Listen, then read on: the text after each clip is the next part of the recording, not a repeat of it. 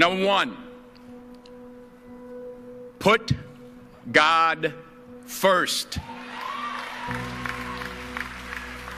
Put God first in everything you do. Everything that you think you see in me, everything that I've accomplished, everything that you think I have, and I have a few things, everything that I have is by the grace of God. Understand that. It's a gift. 40 years ago, March 27th, 1975, it was 40 years ago, just this past March, I was flunking out of college. I had a 1.7 grade point average. I hope none of you can relate. I had a 1.7 grade point average.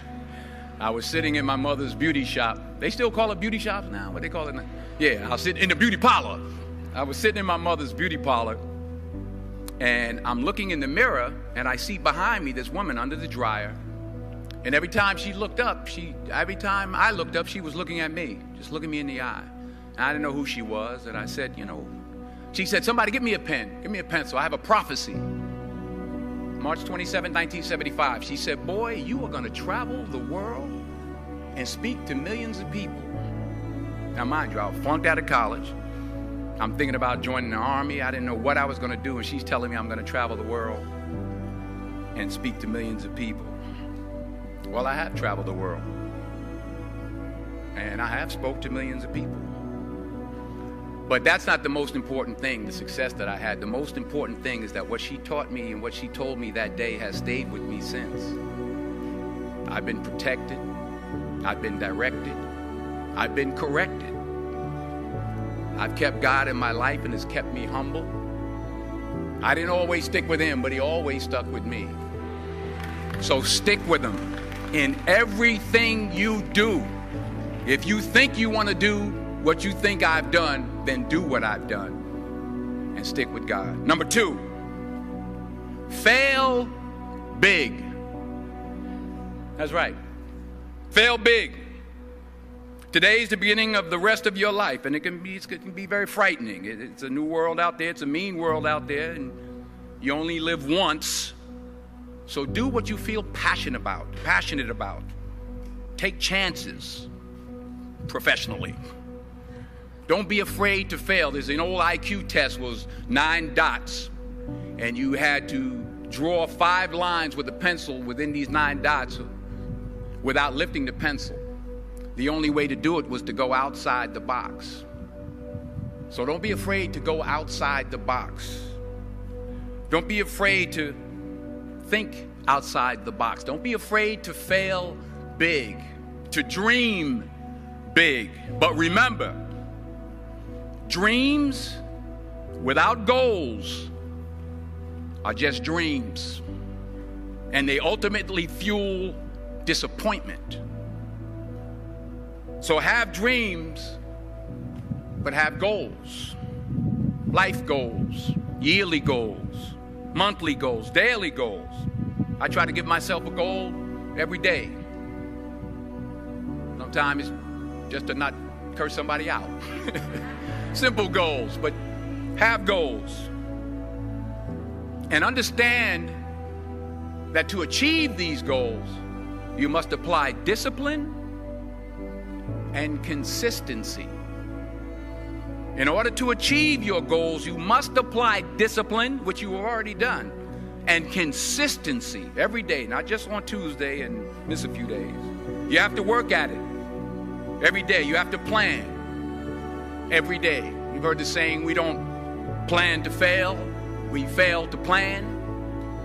Hard work works. Working really hard is what successful people do. And in this text, tweet, twerk world that you've grown up in, remember, just because you're doing a lot more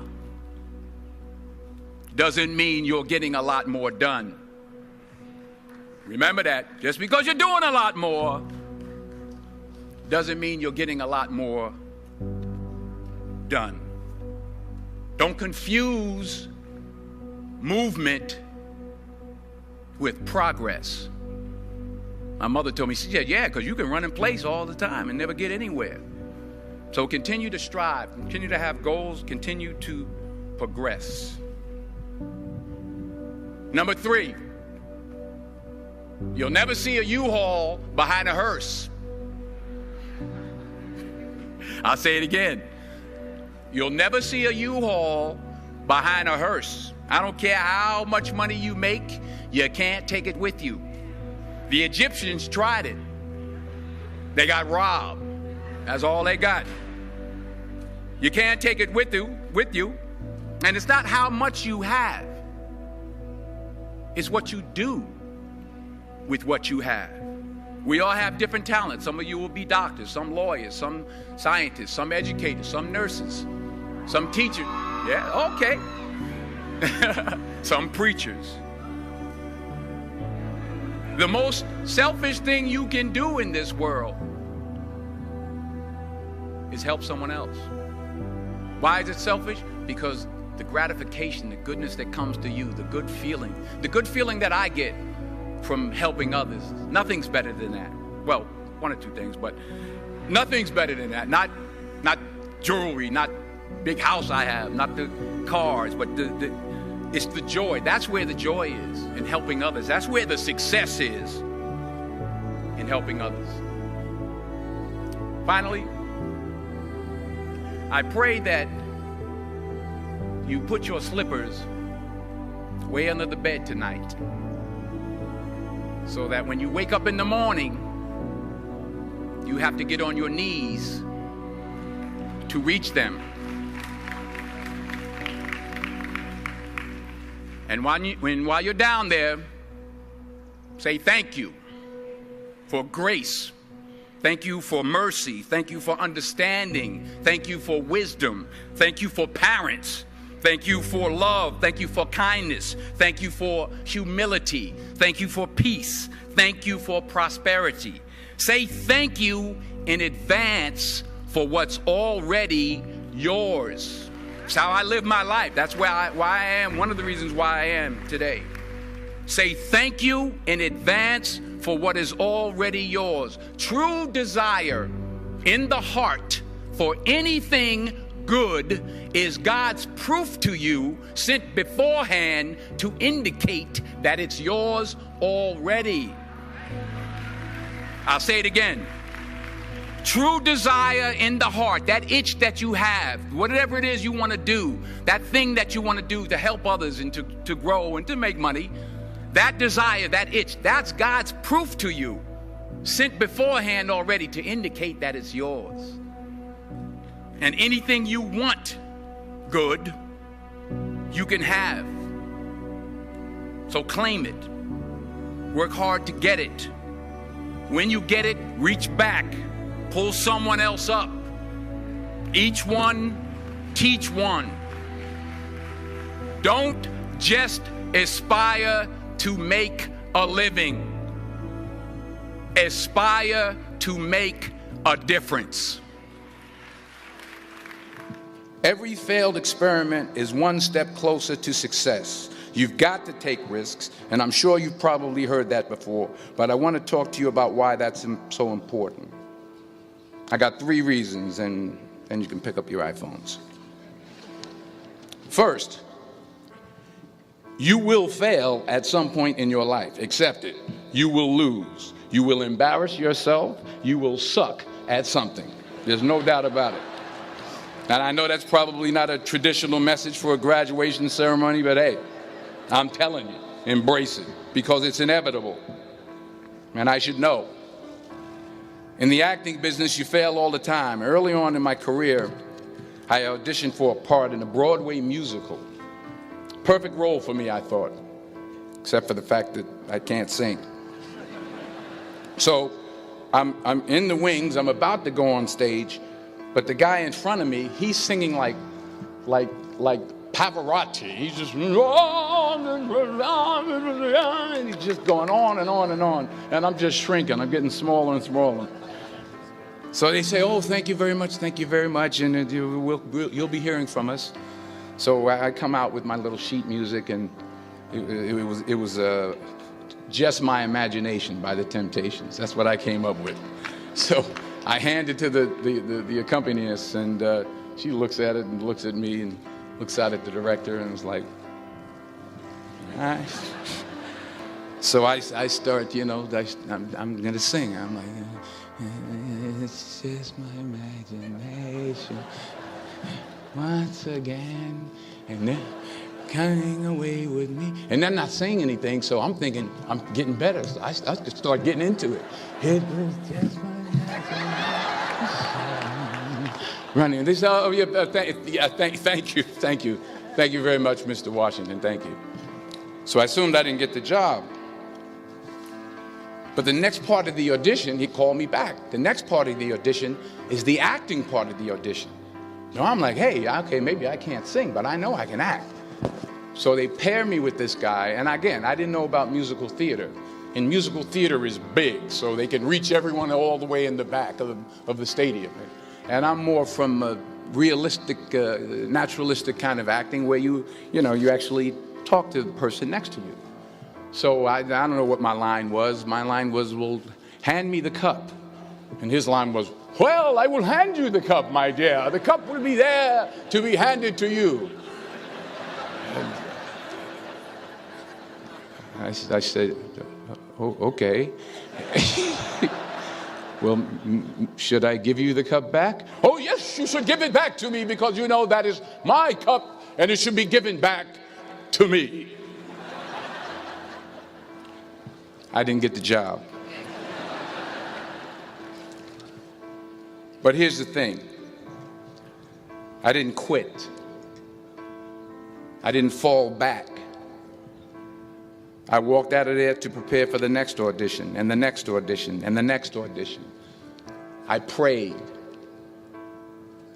I prayed, and I prayed. But I continued to fail, and fail, and fail. But it didn't matter, because you know what? There's an old saying, you hang around the barbershop long enough, sooner or later you're going to get a haircut. So you will catch a break, and I did catch a break. Last year, I did a play called Fences on Broadway. Someone talked about it. Won the Tony Award. And I didn't have to sing, by the way. But here's the kicker.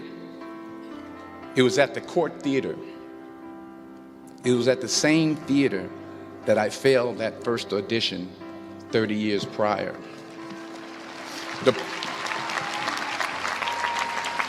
point is, and I'll pick up the pace, the point is every graduate here today has the training and the talent to succeed. But do you have the guts to fail? Here's my second point about failure. If you don't fail, you're not even trying. I'll say it again. If you don't fail, you're not even trying. My wife told me this great expression. To get something you never had, you have to do something you never did. Les Brown's a motivational speaker. He made an analogy about this. He says, imagine you're on your deathbed, and standing around your deathbed are the ghosts representing your unfulfilled potential. The ghost of the ideas you never acted on. The ghost of the talents you didn't use. And they're standing around your bed, angry, disappointed, and upset. They say, we came to you because you could have brought us to life, they say. And now we have to go to the grave together.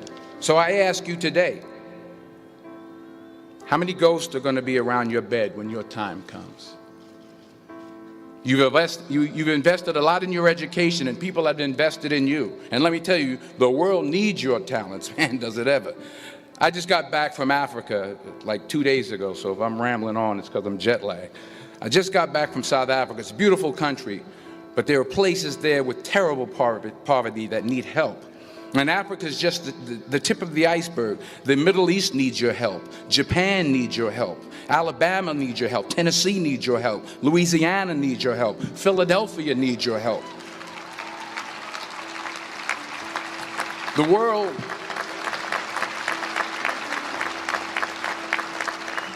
world needs a lot, and we need it from you. We really do. We need it from you young people. I mean, I'm not speaking for the rest of us up here, but I know I'm getting a little grayer. We need it from you, the young people, because remember this. So you got to get out there. You got to give it everything you got, whether it's your time, your talent, your prayers, or your treasures. Because remember this, you will never see a U-Haul behind a hearse.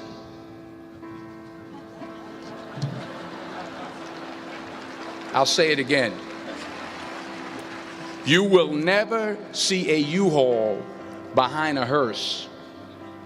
You can't take it with you. The Egyptians tried it, and all they got was robbed. So the question is, what are you going to do with what you have? I'm not talking about how much you have. Some of you are business majors, some of you are theologians, nurses, sociologists. Some of you have money, some of you have patience, some of you have kindness, some of you have love. Some of you have the gift of long suffering, whatever it is, whatever your gift is.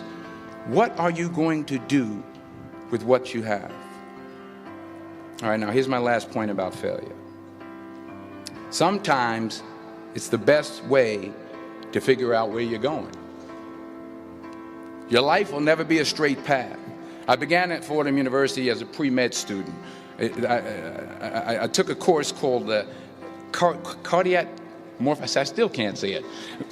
Cardiac morphogenesis. I couldn't read it. I couldn't say it. I sure couldn't pass it. So then I decided to go into pre-law, then journalism. And with no academic focus, my grades took off in their own direction. Yeah, down. I was a 1.8 GPA one semester, and the university very politely suggested that it might be better to take some time off. I was 20 years old. I was at my lowest point. And then one day, and I remember the exact day, March 27th, 1975, I was helping my mother in her beauty shop. My mother owned a beauty shop up in Mount Vernon. And there was this older woman who was considered one of the elders in the town. And I didn't know her personally, but I was looking in the mirror, and every time I looked at the mirror, I could see her behind me, and she was staring at me. She just kept looking at me. Every time I looked at her, she kept giving me these strange looks. So she finally took the dryer off her head and she said something I'll never forget. First of all, she said, "Somebody give me a piece of paper. Give me a piece of paper." She said, "Young boy, I have a prophecy, a spiritual prophecy." She said, "You are going to travel the world and speak to millions of people." Now, mind you, I'm 20 years old. I'm flunked out of school. In fact, like a wise ass, I'm thinking to myself, maybe she's got something in that crystal ball about me getting back into school next fall. But maybe she was on to something, because later that summer, while working as a counselor at a YMCA camp in Connecticut, we put on a talent show for the campers. And after the show, another counselor came up to me and asked, "Have you ever thought about acting? You're good at that." So when I got back to Fordham that fall, I got in and I changed my major once again for the last time. And in the years that followed, just as that woman prophesied, I have traveled the world and I have spoken to millions of people through my movies. Millions who up till this day couldn't see me, who up till this day I couldn't see while I was talking to them, and they couldn't see me. They could only see the movie. They couldn't see the real me. But I see you today, and I'm encouraged by what I see. And I'm strengthened by what I see. And I love what I see.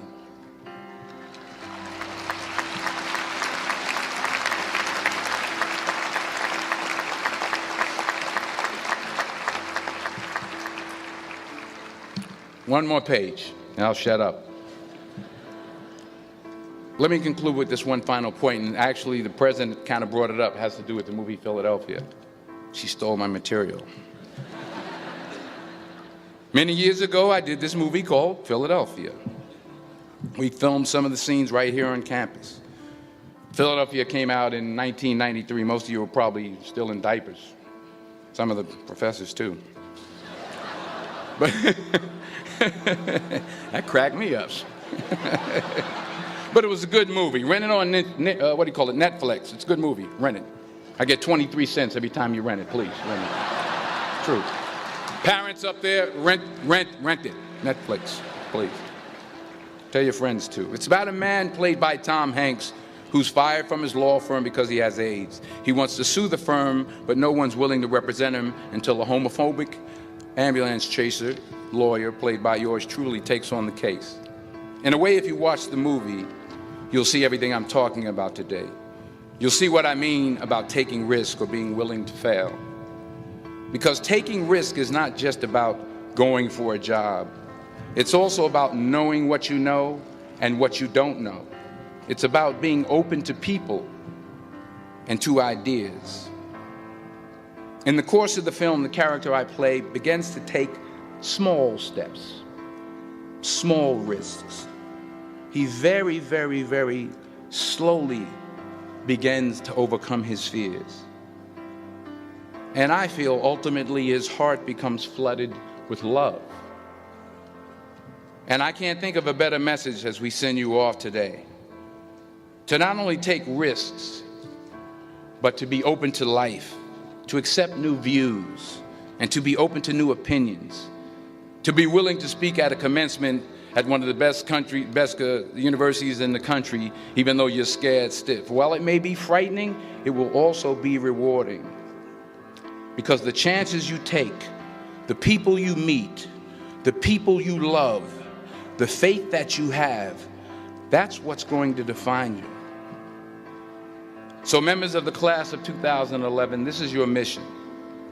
When you leave the friendly confines of Philly, never be discouraged, never hold back, give everything you got. And when you fall throughout life, and remember this, fall forward.